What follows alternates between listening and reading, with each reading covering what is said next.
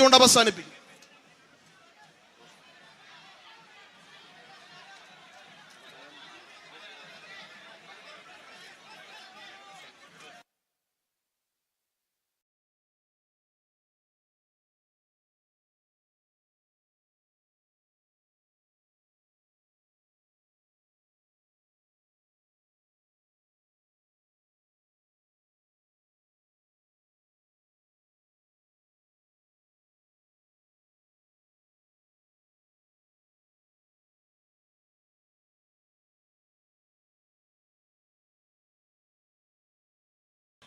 പ്രിയമുള്ളവരെ, ഈ നട്ടുച്ച നേരത്തും ശ്രീമതി പ്രിയങ്ക ഗാന്ധിയെ കേൾക്കുവാനും കാണുവാനും ഇവിടെ എത്തിച്ചേർന്ന നിങ്ങളെല്ലാവരെയും പ്രത്യേക അഭിവാദ്യം ചെയ്തുകൊണ്ട് നിങ്ങളോട് സംസാരിക്കുന്നതിന് വേണ്ടി ഏറെ ആരാധ്യയായ നമ്മുടെ സ്ഥാനാർത്ഥി ശ്രീമതി പ്രിയങ്ക ഗാന്ധി ആദരപൂർവ്വം ക്ഷണിച്ചുകൊള്ളുന്നു. എല്ലാവർക്കും നമസ്കാരം.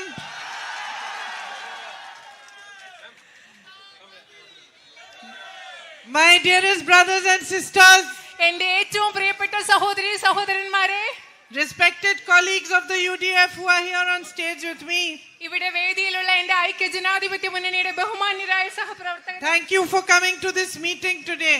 ഇന്ന് ഈ യോഗത്തിന് വന്നതിന് ഞാൻ നിങ്ങളോട് നന്ദി പറയുകയാണ്. I know it's very hot also today, still you are all standing here waiting for me. എനിക്കറിയാം ഇന്ന് വലിയ ചൂടാണ്, പക്ഷെ നിങ്ങളെല്ലാം ഈ വെയിലത്ത് എനിക്ക് വേണ്ടി കാത്തു നിൽക്കുകയായിരുന്നു. Whichever home I go to, wherever I pass through, whatever houses I pass, people are standing waiting for me. ഞാൻ ഏത് വീട്ടിൽ പോയാലും, ഞാൻ ഏത് വഴി കൂടെ പോകുമ്പോഴും ആളുകൾ ഈ റോഡ് അരികിലെല്ലാം എനിക്ക് വേണ്ടി കാത്തു നിൽക്കുകയാണ്. Welcoming me into their homes, into their hearts. അവരുടെ ഹൃദയങ്ങളിലേക്കും വീടുകളിലേക്കും എന്നെ സ്വാഗതം ചെയ്തുകൊണ്ടാണ് ആളുകൾ എനിക്ക് വേണ്ടി കാത്തു നിൽക്കുന്നത്. You smile when you see me, you hug me, you kiss me. നിങ്ങൾ എന്നെ കാണുമ്പോൾ നിങ്ങളുടെ മുഖത്ത് പുഞ്ചിരി വിടരുകയാണ്, നിങ്ങൾ എന്നെ കെട്ടിപ്പിടിക്കുകയാണ്, നിങ്ങൾ എനിക്ക് ഉമ്മകൾ തരികയാണ്. I think in the last 1 week that I have been here, I have not experienced so much love as in this 1 week. കഴിഞ്ഞ ഒരു ആഴ്ചയായി ഞാൻ ഇവിടെ ഉണ്ട്. ഈ കഴിഞ്ഞ ഒരാഴ്ച ഇവിടെ നിന്ന് അനുഭവിച്ചിട്ടുള്ള ഇത്രയും സ്നേഹം ഞാൻ ജീവിതത്തിൽ ഇതുവരെ അനുഭവിച്ചിട്ടില്ല. It is really an honor for me. യഥാർത്ഥത്തിൽ ഇത് എനിക്ക് വലിയൊരു ആദരവ് തന്നെയാണ്. There can be no greater honor than this. ഇതിലും വലിയൊരു ആദരവ് എനിക്ക് കിട്ടാനേ ഇല്ല. That you see me, you smile. It makes you happy to meet me. This is a great privilege for any human being. നിങ്ങൾ എന്നെ കാണുമ്പോൾ ചിരിക്കുന്നു, എന്നെ കാണുമ്പോൾ നിങ്ങൾക്ക് സന്തോഷം ഉണ്ടാകുന്നു. അങ്ങനെ നിങ്ങൾക്ക് സന്തോഷം ഉണ്ടാകുന്നത് ഒരു മനുഷ്യൻ എന്ന നിലയിൽ എനിക്ക് കിട്ടുന്ന ഒരു വലിയ ഭാഗ്യം തന്നെയാണ്. And what can I say? You are a piece of my brother's heart. എനിക്ക് വേറെ എന്ത് പറയാൻ സാധിക്കും? നിങ്ങൾ എന്ന് പറയുന്നത്, ഇവിടുത്തെ ജനങ്ങൾ എന്ന് പറയുന്നത് എൻ്റെ സഹോദരന്റെ ഹൃദയത്തിന്റെ ഒരു ഭാഗമാണ്.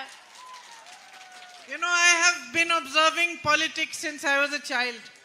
നിങ്ങൾക്കറിയോ, ഒരു കുട്ടിയായിരുന്ന സമയം കൊണ്ട് തന്നെ അപ്പം മുതൽ തന്നെ ഞാൻ രാഷ്ട്രീയം നിരീക്ഷിക്കുന്ന ഒരാളാണ്. This is the first time that I am fighting an election. But for 35 years I have been campaigning in elections. I have been watching politicians of all kinds.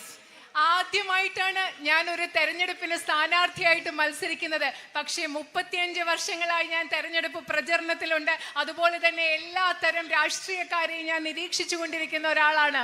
And I have been observing also the relationship between people and their leaders. അത് മാത്രമല്ല, ഞാൻ നേതാക്കളും ജനങ്ങളും തമ്മിലുള്ള ബന്ധം എങ്ങനെയാണെന്നും ഞാൻ ശ്രദ്ധിച്ചു വരികയാണ്. And I think broadly speaking there are two kinds of leaders, two kinds of politicians. നമ്മൾ വിശാലമായിട്ട് പറയുകയാണെങ്കിൽ രണ്ട് തലത്തിലുള്ള നേതാക്കളുണ്ട്, രണ്ട് തരത്തിലുള്ള രാഷ്ട്രീയക്കാരുണ്ട്.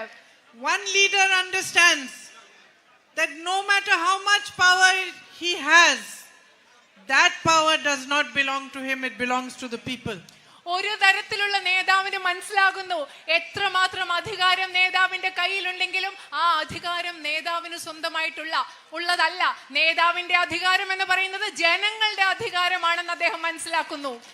That leader respects first and foremost the people who gave him power. ആ രാഷ്ട്രീയ നേതാവ് എന്ന് പറയുന്നത് ഏറ്റവും ഉപരിയായി ഏറ്റവും പ്രധാനപ്പെട്ടതായി അദ്ദേഹത്തിന് അധികാരം നൽകിയ ജനങ്ങളെ ബഹുമാനിക്കുന്ന രാഷ്ട്രീയ നേതാവാണ്. For a leader like that, you can never become a number. You can never become just a vote. You can never become a way for himself to feel more powerful.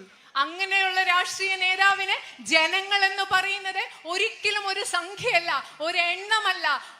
അവരെന്ന് പറയുന്നത് ഒരു സംഖ്യയും എണ്ണവും അദ്ദേഹത്തിന്റെ അധികാരം വളർത്താനുള്ള ഒരു ഉപകരണം, ഒരു വോട്ട് മാത്രമല്ല. Such a leader genuinely feels for your problems. അങ്ങനെ ഒരു രാഷ്ട്രീയ നേതാവ് ആത്മാർത്ഥതയോടുകൂടി നിങ്ങളുടെ പ്രശ്നങ്ങൾ എന്താണെന്ന് മനസ്സിലാക്കുന്നു. When you cry, his heart cries for you. നിങ്ങൾ കരയുമ്പോ, അങ്ങനത്തെ ഒരു രാഷ്ട്രീയ നേതാവിന് നിങ്ങൾ കരയുമ്പോ അദ്ദേഹത്തിന്റെ ഹൃദയവും നിങ്ങൾക്ക് വേണ്ടി കരയുന്നു.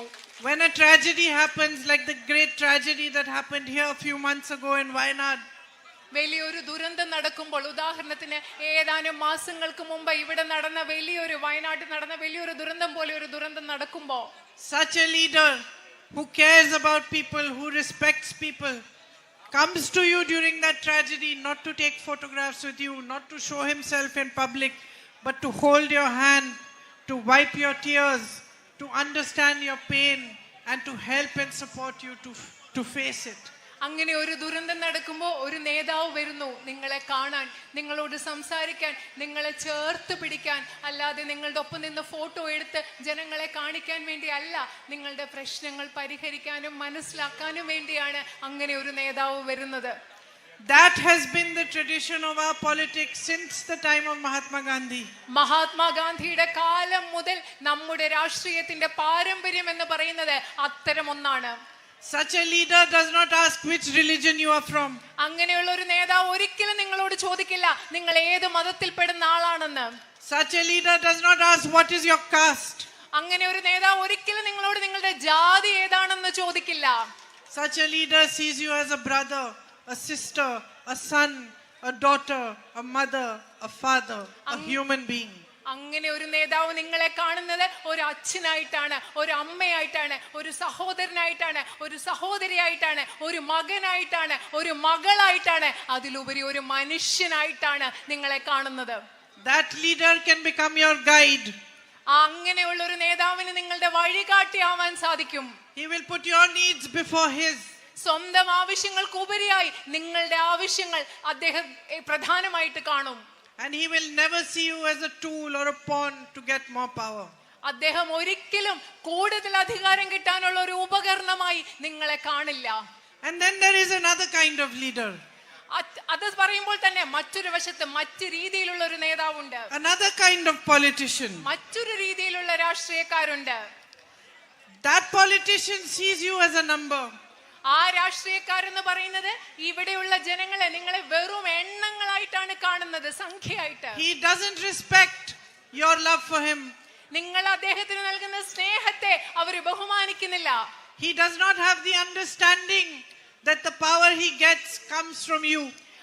അത്തരത്തിലുള്ള രാഷ്ട്രീയക്കാർക്ക് അവരുടെ കയ്യിലിരിക്കുന്ന അധികാരം എന്ന് പറയുന്നത് നിങ്ങളിൽ നിന്ന് കിട്ടുന്നതാണെന്ന് മനസ്സിലാകുന്നില്ല. And under him politics takes a different direction.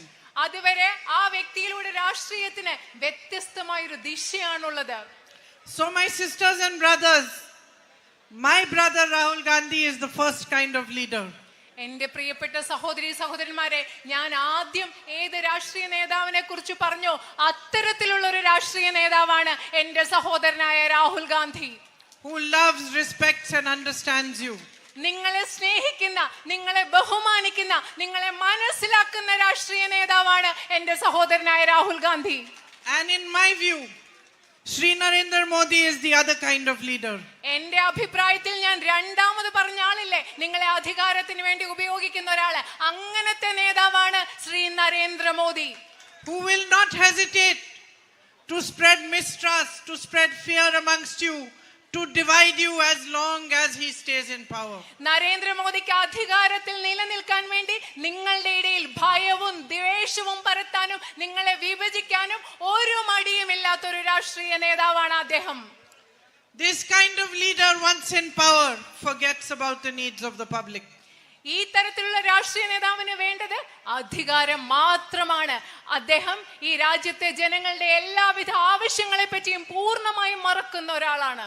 He has one single aim: to remain in power. അദ്ദേഹത്തിന് ഒരൊറ്റ ലക്ഷ്യമേ ഉള്ളൂ, എങ്ങനെയും അധികാരത്തിൽ ഇരിക്കുക എന്ന ഒറ്റ ലക്ഷ്യമേ ഉള്ളൂ. And in the last 10 years we have seen what this has done to our nation. ഇത്തരത്തിലുള്ള ഒരു രാഷ്ട്രീയം ഈ രാജ്യത്തിന് എന്താണ് ചെയ്തുകൊണ്ടിരിക്കുന്നതെന്ന് കഴിഞ്ഞ 10 വർഷങ്ങളായി നമ്മൾ കണ്ടുകൊണ്ടിരിക്കുകയാണ്. Unemployment is at an all-time high. ഈ രാജ്യത്തെ തൊഴിലില്ലായ്മ എന്ന് പറയുന്നത് ഏറ്റവും വർദ്ധിച്ച നിരക്കാണെന്നുള്ളത്. My sisters are suffering because of price rise. വിലക്കയറ്റം മൂലം എന്റെ സഹോദരിമാർ ബുദ്ധിമുട്ടുകയാണ്. Every single day is a struggle. ഓരോ ദിവസവും ഒരു ബുദ്ധിമുട്ടാണ്. It does not matter how many members of a family are earning. You can still not go through your life without the kind of troubles you are facing today because of price rise. വിലക്കയറ്റം മൂലം നിങ്ങളുടെ വീട്ടിലൊക്കെ എത്ര അംഗങ്ങൾ ജോലി ചെയ്താലും ജീവിതം മുൻപോട്ട് കൊണ്ടുപോകുന്നത് വളരെ ബുദ്ധിമുട്ടാണെന്ന്. And the policies of Narendra Modi ji's government are made only to benefit big business houses. Narendra Modi ഗവൺമെന്റിന്റെ നയങ്ങൾ എന്ന് പറയുന്നത് അതിസമ്പന്നരായ വ്യവസായ സ്ഥാപനങ്ങളെ സഹായിക്കുന്നതിനും അവർക്ക് ഗുണമുണ്ടാകുന്നതിനും വേണ്ടി മാത്രം ഉണ്ടാക്കുന്നതാണ്. Look at the potential of Wayanad. Wayanad എന്ന പ്രദേശത്തിന് എത്രമാത്രം സാധ്യതകൾ ഉണ്ടെന്ന് നിങ്ങളൊന്ന് ആലോചിച്ച് നോക്കൂ. The beautiful crops you grow. നിങ്ങൾ ഇവിടെ മനോഹരമായ വിളകളാണ് ഇവിടെ കൃഷി ചെയ്യുന്നത്.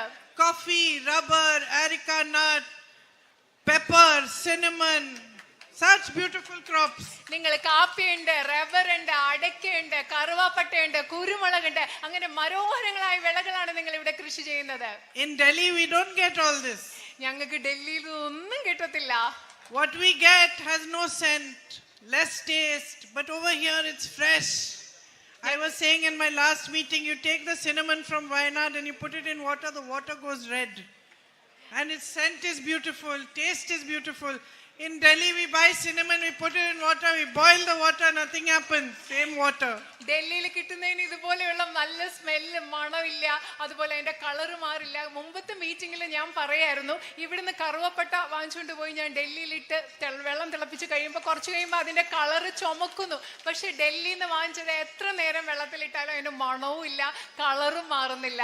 Your coffee has such a rich taste. ഇവിടുത്തെ കാപ്പിക്ക് എന്ന് പറയുന്നത് നല്ല സമ്പന്നമായി നല്ലൊരു സ്വാദാ ഇവിടുത്തെ കാപ്പിക്ക്. You have so much potential here. നിങ്ങൾക്ക് ഒരുപാട് സാധ്യതകൾ ഇവിടെ ഉണ്ട്. Look at the nature, natural resources you have, so much natural beauty. നിങ്ങൾ ഇവിടുത്തെ പ്രകൃതിയിൽ നോക്കൂ, നിങ്ങൾക്കുള്ള പ്രകൃതി വിഭവങ്ങൾ നോക്കൂ, എന്ത് മനോഹരമായ സൗന്ദര്യമുള്ള സ്ഥലമാണിത്. And you are wise people. അത് മാത്രല്ല, നിങ്ങൾ ബുദ്ധിയുള്ള ആളുകളും കൂടിയാണ്. All the poison that has been spread across our nation by the BJP and its politics has not touched you. ഈ രാജ്യത്ത് മുഴുവൻ ബിജെപി പരത്തുന്ന വിഷം ഉണ്ടല്ലോ, അത് ഇവിടുത്തെ ആളുകളായി നിങ്ങളെ തൊട്ടിട്ടില്ല ഇതുവരെ. You have stood for what is right. നിങ്ങൾ എന്താണോ ശരി അതിനു വേണ്ടി നിലകൊണ്ടിട്ടുള്ളവരാണ്. You have stood for the truth. നിങ്ങൾ സത്യത്തിന് വേണ്ടി നിന്നവരാണ്. Every meeting I go to, I will see a Christian sister standing, a Muslim sister next to her, Hindu sister next to her, like friends, like sisters. ഞാൻ ഏത് മീറ്റിംഗിൽ പോവുകയാണെങ്കിൽ ഒരു Christian സഹോദരി ഉണ്ടായിരിക്കും, അതിന്റെ അടുത്തൊരു മുസ്ലിം സഹോദരി ഉണ്ടായിരിക്കും, അതിന്റെ അടുത്തൊരു ഹിന്ദു സഹോദരി ഉണ്ടായിരിക്കും. ഇവരെല്ലാം സുഹൃത്തുക്കളെ പോലെ നിൽക്കുന്നത് ഞാൻ ഓരോ മീറ്റിംഗിലും കാണുന്നുണ്ട്. You have immense possibilities from farming. If the marketing of your goods, storage facilities and proper packaging facilities are there for you.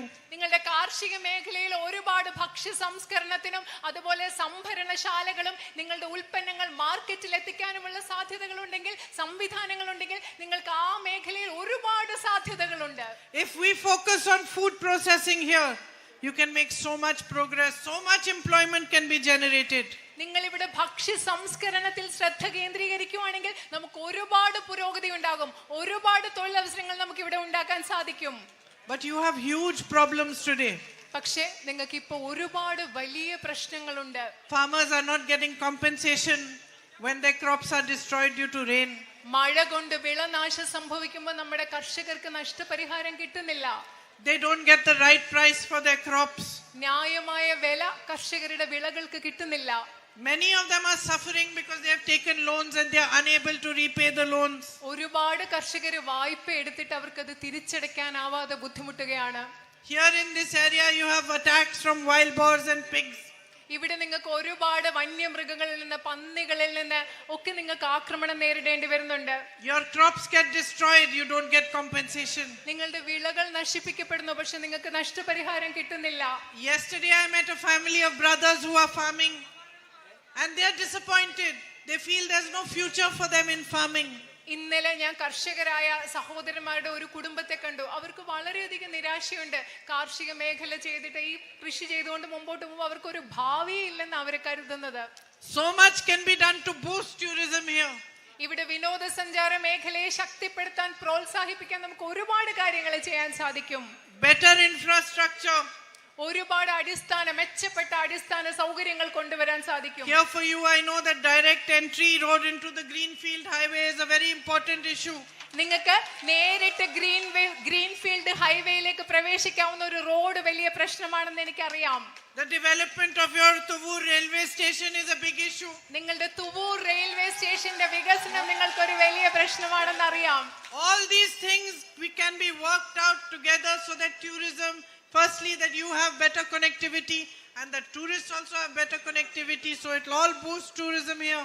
നമുക്കിവിടെ ഒരുപാട് ഒരുമിച്ച് ഇവിടെ കൂടുതൽ റോഡുകളൊക്കെ മെച്ചപ്പെടുത്തിയാൽ കൂടുതൽ ടൂറിസ്റ്റുകൾ ഇവിടെ വരാൻ സാധിക്കും. ഇവിടുത്തെ വിനോദസഞ്ചാര മേഖലയെ നമുക്ക് ശക്തിപ്പെടുത്താൻ സാധിക്കും. You have the potential here not just for tourism because of the beautiful natural beauty, but also for spiritual tourism with your temples and churches in Wayanad, and also for ecotourism. അത് മാത്രമല്ല, വിനോദസഞ്ചാര മേഖല എന്ന് പറയുമ്പോൾ പ്രകൃതി സൗന്ദര്യം വെച്ച് മാത്രമല്ല, ഇവിടെ ഒരുപാട് ക്ഷേത്രങ്ങളുണ്ട്, അമ്പലങ്ങളുണ്ട്, പള്ളികളുണ്ട്, മോസ്കുകളുണ്ട്. ഇതൊക്കെ ചേർത്ത് ആത്മീയ ടൂറിസത്തിന്റെ സാധ്യതയുണ്ട്. അതുപോലെ തന്നെ പരിസ്ഥിതിയുമായി ബന്ധപ്പെട്ട വിനോദസഞ്ചാരത്തിന്റെ സാധ്യതയും ഇവിടെയുണ്ട്. And yet basic facilities are also lacking. പക്ഷെ ഇവിടെ അതുപോലെ പല അടിസ്ഥാന സൗകര്യങ്ങളുടെയും കുറവ് നിങ്ങൾക്കുണ്ട്. Better health care, better higher education institutions, മെച്ചപ്പെട്ട ആരോഗ്യ സംവിധാനം, അതുപോലെ മെച്ചപ്പെട്ട ഉന്നത വിദ്യാഭ്യാസ സ്ഥാപനങ്ങൾ, better facilities and infrastructure for young boys who are playing soccer and other sports. ഫുട്ബോളും അതുപോലെയുള്ള മറ്റ് കായിക വിനോദങ്ങളിലും ഏർപ്പെടുന്ന നമ്മുടെ ചെറുപ്പക്കാരായ ആൺകുട്ടികൾക്ക് മെച്ചപ്പെട്ട സൗകര്യങ്ങൾ നമുക്ക് ഉണ്ടാക്കി കൊടുക്കണം. My son plays a lot of soccer. എന്റെ മകൻ ഒരുപാട് ഫുട്ബോൾ കളിക്കുന്ന ആളാണ്. So I have been watching soccer for many years. അത് കാരണം എന്താ അറിയോ, ഒരുപാട് വർഷങ്ങളായി ഞാൻ ഫുട്ബോൾ കണ്ടുകൊണ്ടിരിക്കുന്ന ആളാണ്. And when I pass children playing soccer here, I can see they're playing with an aggression and energy and great motivation. ഞാൻ ഇവിടെ ആൺകുട്ടികൾ ഫുട്ബോൾ കളിക്കുന്ന കണ്ടപ്പോൾ എനിക്ക് മനസ്സിലാക്കി പറ്റി, ഒരുപാട് ഊർജ്ജത്തോടു കൂടി, ഒരുപാട് പ്രചോദനത്തോടു കൂടി, ശക്തിയോടും ആവേശത്തോടു കൂടിയാണ് അവർ കളിക്കുന്നതെന്ന് എനിക്ക് മനസ്സിലാക്കാൻ സാധിച്ചു. It makes me proud of them. അത് കണ്ടപ്പോൾ എനിക്ക് ശരിക്കും അവരെ കുറിച്ച് അഭിമാനം തോന്നി. I went and saw a little soccer match and I was sitting next to the young boys. And it also made me sad. ഞാൻ അവിടെ പോയി അവിടെ കുറച്ച് കുട്ടികൾ അവർ ഫുട്ബോൾ കളിച്ചുകൊണ്ടിരുന്നപ്പോൾ ഞാനത് കാണുകയായിരുന്നു. കുറച്ച് ചെറുപ്പക്കാർ ആൺകുട്ടികളുടെ അടുത്തിരുന്ന ഞാനത് കണ്ടത്. പക്ഷെ അപ്പൊ ഒന്ന് എനിക്ക് കുറച്ച് വിഷമം തോന്നി. Because I felt, why shouldn't they have the facility that any other child gets? ഇപ്പൊ ഞാൻ എന്തുകൊണ്ടാണ് എനിക്ക് വിഷമം തോന്നിയെന്ന് വെച്ചാൽ ഞാൻ ആലോചിക്കായിരുന്നു, ഈ കുട്ടികൾക്ക് എന്തുകൊണ്ടാണ് മറ്റു കുട്ടികൾക്ക് ലഭിക്കുന്ന അതേ സൗകര്യങ്ങൾ കിട്ടാത്തത് എന്നാലോചിച്ചാണ് എനിക്ക് വിഷമം തോന്നിയത്. There's so much talent. Why shouldn't they be able to play in the best teams in the world? അവർക്ക് ഒരുപാട് കഴിവുണ്ട്. അവർക്ക് ലോകത്തിലെ ഏറ്റവും മികച്ച ടീമുകളുടെ കൂടെ അവർക്ക് കളിക്കാൻ പറ്റാത്തത് എന്തുകൊണ്ടാണ്? I know that there's a lot of migration from here because employment opportunities are less.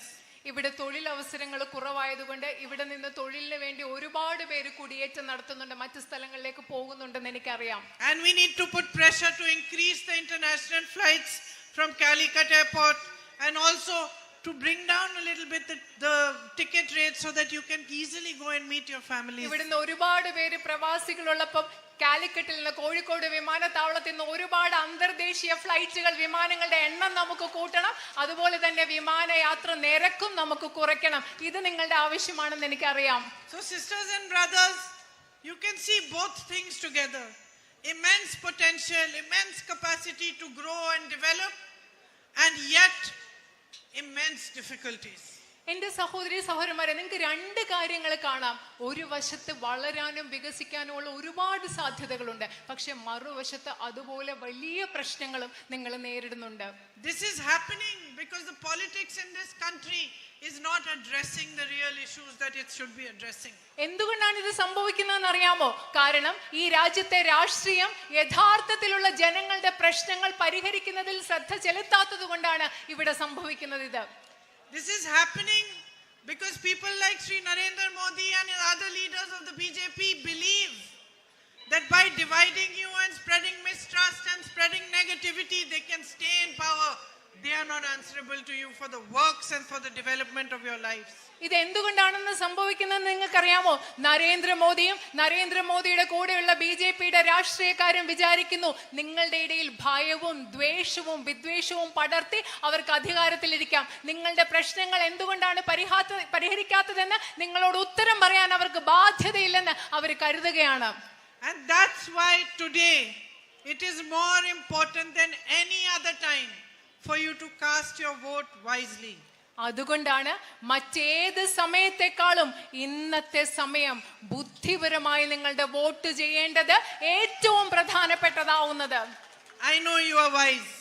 എനിക്കറിയാം നിങ്ങൾ ബുദ്ധിയുള്ള ആളുകളാണെന്ന് എനിക്കറിയാം. Because when the whole world had turned its back on my brother, it is you who recognize that this man is fighting for the truth. കാരണം ലോകം മുഴുവൻ എന്റെ സഹോദരനെതിരെ പുറംതിരിഞ്ഞു നിന്നപ്പോ നിങ്ങളാണ് മനസ്സിലാക്കിയത് അദ്ദേഹം സത്യത്തിന് വേണ്ടി പോരാടുകയാണെന്ന്. No matter what was being said about him, no matter how much money the BJP put into a campaign to spread lies about him, you did not believe that campaign. You believed in him. എന്റെ സഹോദരനെ പറ്റി എന്തൊക്കെ നുണകൾ പറഞ്ഞു പരത്തിയെങ്കിലും അത് പ്രചരിപ്പിക്കാൻ വേണ്ടി BJP എത്രമാത്രം പൈസ ചെലവാക്കി ഒരു പ്രചരണം നടത്തിയെങ്കിലും നിങ്ങൾ അത് വിശ്വസിച്ചില്ല. നിങ്ങൾ എന്റെ സഹോദരനൊപ്പം നിന്ന് അദ്ദേഹത്തിൽ വിശ്വസിച്ചു. You recognized the truth when you saw it. നിങ്ങൾ സത്യം കണ്ടപ്പോ ഇവിടുത്തെ ജനങ്ങൾ അത് തിരിച്ചറിഞ്ഞു. You recognized the right kind of leadership and the right kind of politics. യഥാർത്ഥത്തിലുള്ള ശരിയായ രാഷ്ട്രീയം എന്താണ്, ശരിയായ നേതൃത്വം എന്താണെന്ന് നിങ്ങൾ തിരിച്ചറിഞ്ഞു. So I ask you today to think about not just yourselves and your daily problems and struggles, but also of India, of the nation that you belong to. അത് മാത്രമല്ല, ഞാൻ നിങ്ങളോട് പറയുന്നത് നിങ്ങൾ ചിന്തിക്കേണ്ടത് നിങ്ങളെക്കുറിച്ച് മാത്രമല്ല, നിങ്ങളുടെ ദൈനംദിന ജീവിതത്തിലെ പ്രശ്നങ്ങളെക്കുറിച്ച് മാത്രമല്ല, ഇന്ത്യ എന്ന് പറയുന്ന നമ്മുടെ രാജ്യത്തെക്കുറിച്ച്, നമ്മുടെ സ്വന്തമായ നമ്മുടെ രാജ്യത്തെക്കുറിച്ച് കൂടി നിങ്ങൾ ചിന്തിക്കണമെന്ന്. And I ask you to vote for the values of our constitution, for the values on which our country was built, and for a politics that places you, the public, the people of India, far above anything else. ഞാൻ നിങ്ങളോട് Indian ഭരണഘടനയുടെ മൂല്യങ്ങൾക്ക് വേണ്ടി vote ചെയ്യാൻ ആവശ്യപ്പെടുകയാണ്. ഈ രാജ്യത്തെ എന്തുമാത്രം അടിസ്ഥാന മൂല്യങ്ങൾ കൊണ്ടാണോ ഈ രാജ്യം നിർമ്മിക്കപ്പെട്ടിരിക്കുന്നത് അതിനു വേണ്ടി നിൽക്കാൻ നിങ്ങളോട് ആവശ്യപ്പെടുകയാണ്. നിങ്ങളുടെ ആവശ്യങ്ങളെ എല്ലാറ്റിനും ഉപരിയായി മുകളിൽ പ്രതിഷ്ഠിക്കുന്ന ഒരു രാഷ്ട്രീയത്തിന് വേണ്ടി നിലകൊള്ളാൻ ഞാൻ നിങ്ങളോട് ആവശ്യപ്പെടുകയാണ്. Above power, above greed and above personal advancement. അധികാരത്തിനപ്പുറം, അത്യാഗ്രഹത്തിനപ്പുറം, വ്യക്തിപരമായ നേട്ടങ്ങൾക്കപ്പുറമുള്ള ഒരു രാഷ്ട്രീയം. For me, the love that you are showing me is, as Gandhiji used to say, is like a talisman. ശരിക്കും ഗാന്ധിജി പറഞ്ഞതുപോലെ നിങ്ങൾ എനിക്ക് നൽകുന്ന സ്നേഹം എന്ന് പറയുന്നത് ഒരു ടാലിസ്മാൻ പോലെയാണ്. ഗാന്ധിജി പറഞ്ഞതുപോലെ it is a guide, it is a protection. നിങ്ങൾ എനിക്ക് നൽകുന്ന സ്നേഹം എന്ന് പറയുന്നത് എന്റെ സംരക്ഷണമാണ്, എന്റെ വഴികാട്ടിയാണ്. And it is a reminder. അതൊരു ഓർമ്മപ്പെടുത്തലാണ് of what truly matters and what the truth is. സത്യം എന്താണ്, ഏറ്റവും പ്രധാനപ്പെട്ടത് യഥാർത്ഥത്തിൽ എന്താണ് എന്നുള്ള ഒരു ഓർമ്മപ്പെടുത്തലാണ് നിങ്ങൾ എനിക്ക് നൽകുന്ന സ്നേഹം. Each one of you welcoming in me into your hearts, into your homes, is a huge responsibility for me. നിങ്ങൾ എല്ലാവരും നിങ്ങളുടെ ഹൃദയങ്ങളിലേക്ക്, നിങ്ങളുടെ വീടുകളിലേക്ക് എന്നെ സ്വാഗതം ചെയ്യുന്നത് എനിക്ക് വലിയൊരു ഉത്തരവാദിത്തമാണ്. Each one of you is a duty. നിങ്ങൾ ഓരോരുത്തരും എന്റെ കടമയാണ്. Each one of you is a commitment. നിങ്ങൾ ഓരോരുത്തരും എന്ന് പറയുന്നത് എന്റെ പ്രതിബദ്ധതയാണ്. My sisters here who are mothers like me will understand what I'm saying. ഇവിടെയുള്ള സഹോദരിമാർ എന്നെ പോലെ അമ്മമാരായ എന്റെ സഹോദരിമാർക്ക് ഞാൻ പറയുന്നത് എന്താണെന്ന് മനസ്സിലാവും. Because that is how all of us mothers feel about our children. അങ്ങനെയാണ് നമ്മൾ എല്ലാ അമ്മമാർക്കും നമ്മളുടെ കുട്ടികളെ കുറിച്ച് അങ്ങനെയാണ് തോന്നുന്നത്. No matter what our difficulties are, what we may be going through, whether we are suffering, but our children come first. നമുക്ക് എന്തൊക്കെ ബുദ്ധിമുട്ടുകൾ ഉണ്ടായിക്കൊള്ളട്ടെ, നമുക്ക് എന്തൊക്കെ കഷ്ടപ്പാടുകൾ പോയിട്ടെ, നമ്മൾ അമ്മമാർക്ക് ഏറ്റവും ആദ്യം വരുന്നത് ആരാണ്? നമ്മുടെ കുഞ്ഞുങ്ങളാണ്. And that is how I feel, having been given the love that you are giving me. നിങ്ങള് എനിക്ക് ഇത്രയും സ്നേഹം തരുമ്പോ ഈ അമ്മമാർക്ക് തോന്നുന്നത് പോലെയാണ് എനിക്കും തോന്നുന്നത്. For me it will be a great honor to represent you in parliament. നിങ്ങളെ ഇന്ത്യൻ പാർലമെന്റിൽ പ്രതിനിധീകരിക്കുക എന്നത് എനിക്ക് കിട്ടാവുന്ന ഒരു വലിയ ആദരമായിട്ടാണ് ഞാൻ കണക്കാക്കുന്നത്. You are a great people with a great and strong spirit that symbolize everything that is beautiful about India. നിങ്ങൾ മഹത്തായ ഒരു ജനമാണ്. ഈ രാജ്യത്തിൽ ഏറ്റവും മനോഹരമായിട്ടുള്ളത് എന്താണോ അതിനെയൊക്കെ പ്രതിനിധീകരിക്കുന്ന ആത്മീയ ചൈതന്യമുള്ള മനോഹരരായ മഹത്തായ ആൾക്കാരാണ് നിങ്ങൾ. To serve you and to work for you will be a privilege for me. നിങ്ങളെ സേവിക്കുക എന്നുള്ളത്, നിങ്ങൾക്ക് വേണ്ടി പ്രവർത്തിക്കുക എന്നുള്ളത് എനിക്ക് ലഭിക്കാവുന്ന ഒരു വിശേഷ സൗഭാഗ്യമായിട്ട് ഞാൻ കണക്കാക്കും. And I want to tell you that all the works that my brother has started, I will carry them on with as much dedication and commitment. I will not disappoint you and I will not let you down. എനിക്ക് നിങ്ങളോട് പറയാൻ ആഗ്രഹമുണ്ട്. നിങ്ങൾക്ക് വേണ്ടി എന്റെ സഹോദരൻ ഏത് പ്രവർത്തികൾ തുടങ്ങിയോ അതൊക്കെ കൂടുതൽ സമർപ്പണത്തോടുകൂടി ഞാൻ മുൻപോട്ട് കൊണ്ടുപോകും. ഒരിക്കലും ഞാൻ നിങ്ങളെ നിരാശപ്പെടുത്തില്ല. Thank you very much for all the love you have given me. നിങ്ങൾ എനിക്ക് നൽകിയ സ്നേഹത്തിന് ഒരുപാട് നന്ദി. And thank you for waiting here for me in the sun and in the heat. ഈ വെയിലത്തും ചൂടത്തും നിങ്ങൾ എനിക്ക് വേണ്ടി കാത്തു നിന്നതിന് ഞാൻ നന്ദി പറയുകയാണ്. I will come back and see you soon. ഞാൻ വേഗം തിരിച്ചു വന്ന് നിങ്ങളെ വീണ്ടും കാണാം. നന്ദി. Thank you. നന്ദി.